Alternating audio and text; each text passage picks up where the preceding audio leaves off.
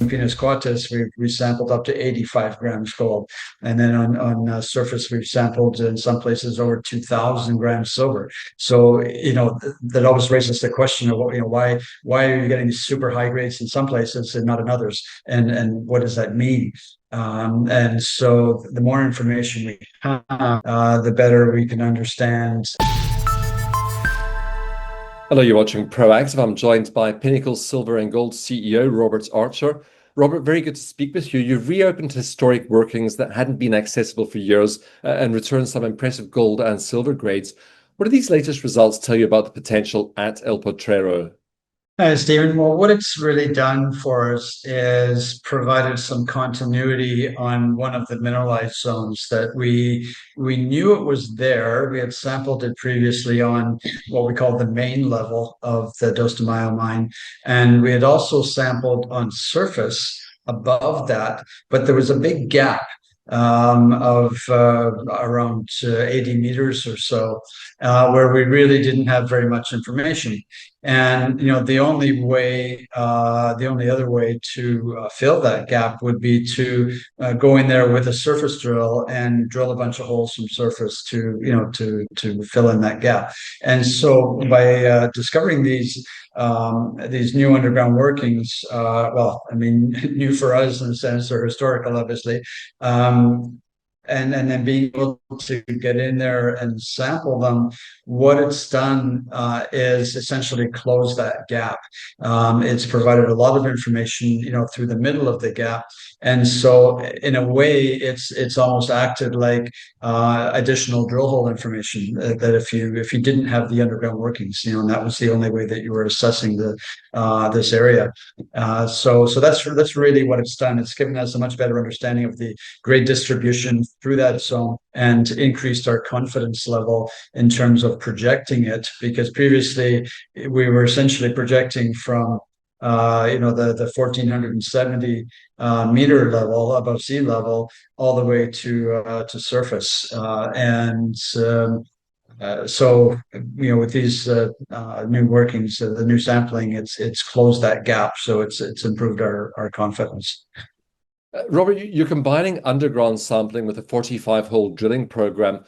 What are you learning so far, and how's the geological picture evolving? Well, we haven't drilled any holes in the immediate area of this zone that we've just sampled. We're still drilling at what's called the Pinnacle mine, which is the middle of the three historic workings and just to the northwest of the Dos de Mayo.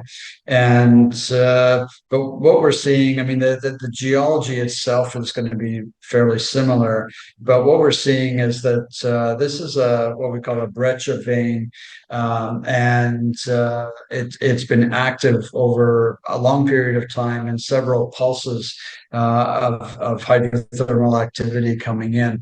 And so it's giving us a lot of information about the style of mineralization and why the grades are distributed the way they are, and just generally a better understanding of why in some areas you can sample and you can get very high sort of bonanza style grades as we've just released, 26 grams gold, over 500 grams silver, that type of thing. And then and back in Pinos Cuates we sampled up to 85 grams gold, and then on surface we've sampled in some places over 2,000 grams silver. So that always raises the question of why are you getting these super high grades in some places and not in others, and what does that mean? And so the more information we have, the better we can understand that grade distribution and how we ultimately will average those grades to get to a production grade and a head grade to feed the plant, because that ultimately rolls into things like the recoveries and that type of thing, how we treat the ore and recover the gold and silver at the end of the day.